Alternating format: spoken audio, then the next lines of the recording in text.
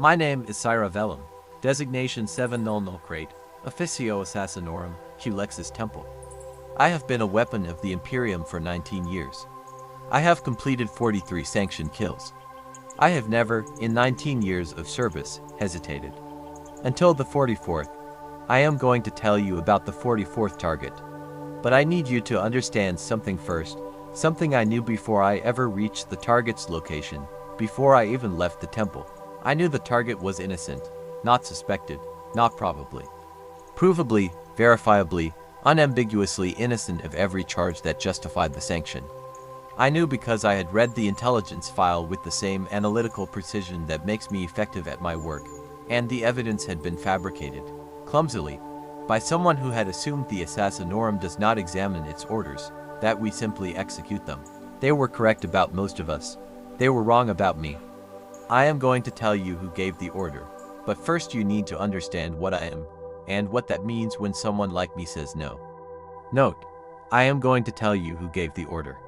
But first you need to understand what I am, and what it means when someone like me says no. A Culexus assassin is not what the propaganda states. The Imperium describes us as blanks, individuals born without a soul presence in the warp. That much is accurate. What the propaganda omits is what 19 years of temple conditioning does to a blank. We are not simply absent from the warp, we are a hole in it. Every psychic entity within range of a Culexus feels our presence the way a living thing feels a wound, not as absence, but as active wrongness. Psychers cannot function near us. Demons cannot sustain their form. We are, in the precise technical language the Templum uses, an anathema to everything that draws power from the immaterial. The Imperium made me this way deliberately.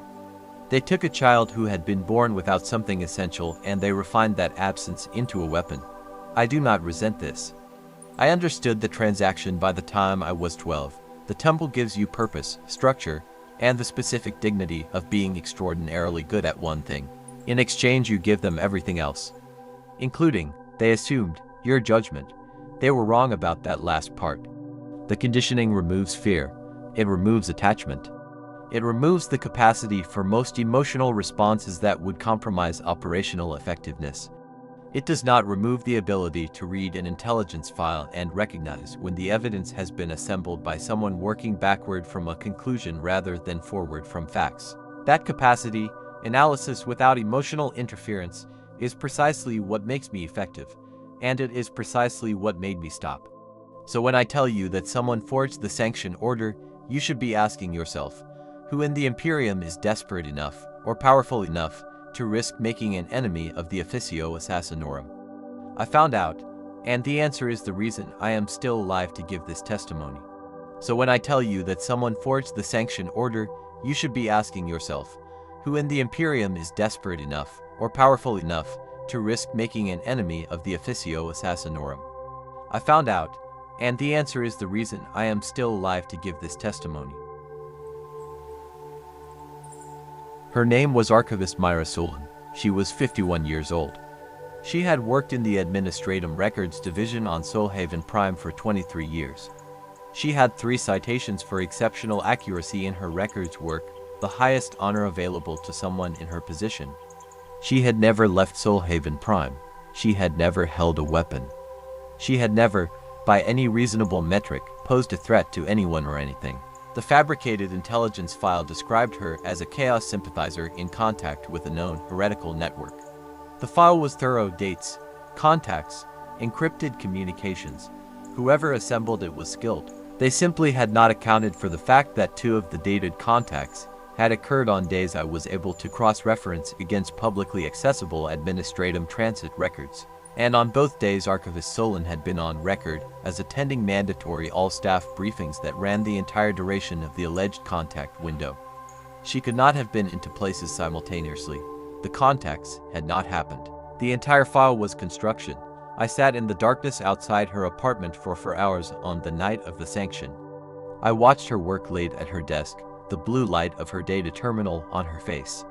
She was transcribing historical records, the kind of work that no one reads and no one credits, and that constitutes the institutional memory of the Imperium itself.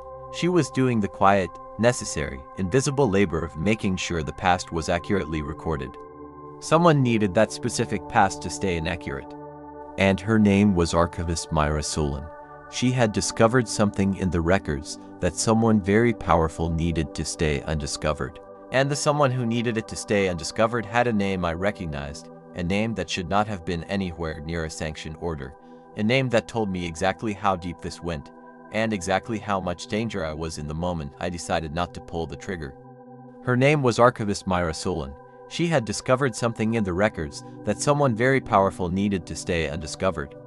And the someone who needed it to stay undiscovered had a name I recognized, a name that should not have been anywhere near a sanctioned order, a name that told me exactly how deep this went, and exactly how much danger I was in the moment I decided not to pull the trigger. I did not pull the trigger. I want to be completely precise about the sequence. I was in position. I had a clean line.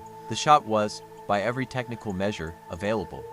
And I made the decision, consciously, with full understanding of what it meant, to stand down. An assassin who refuses a sanction does not simply face disciplinary action. The Temple's protocols for this scenario are specific. The assassin is considered compromised, the sanction is reassigned to another operative, and the compromised assassin is herself sanctioned. I had approximately 48 hours before the Temple would register the incomplete mission.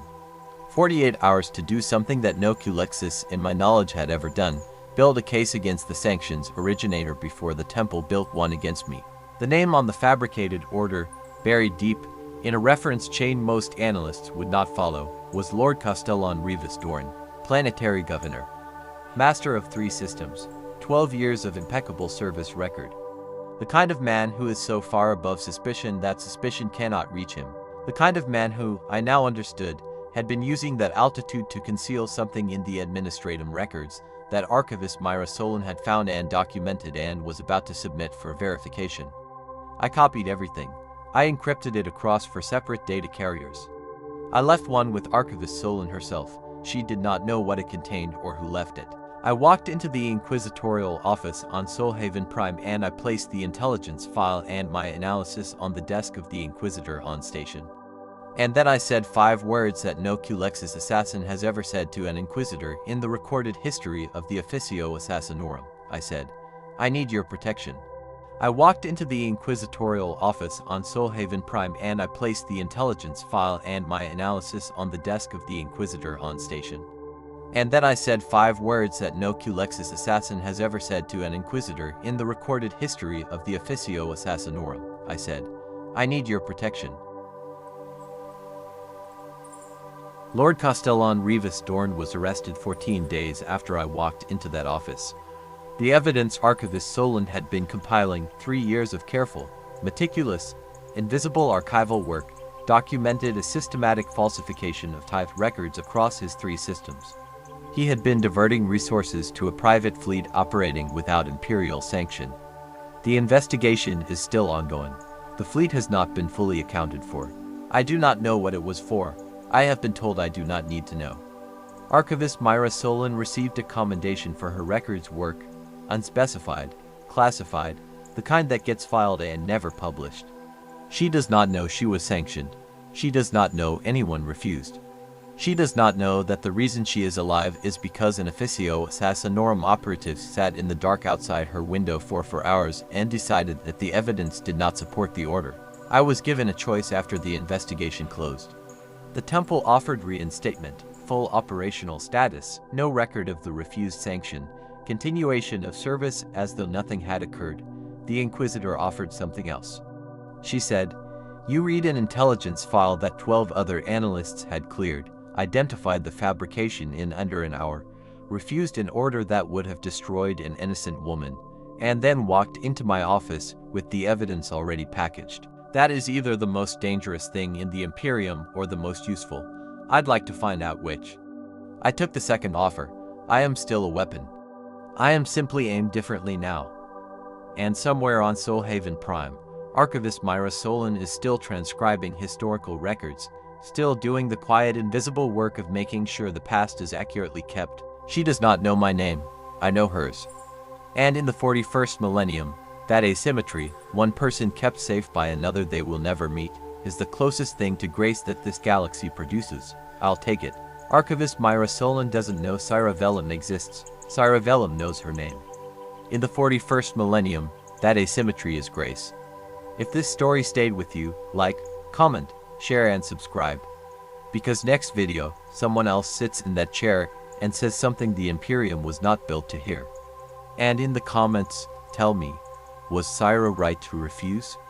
Because I've been asking that question since I started this series, and I still don't have a clean answer.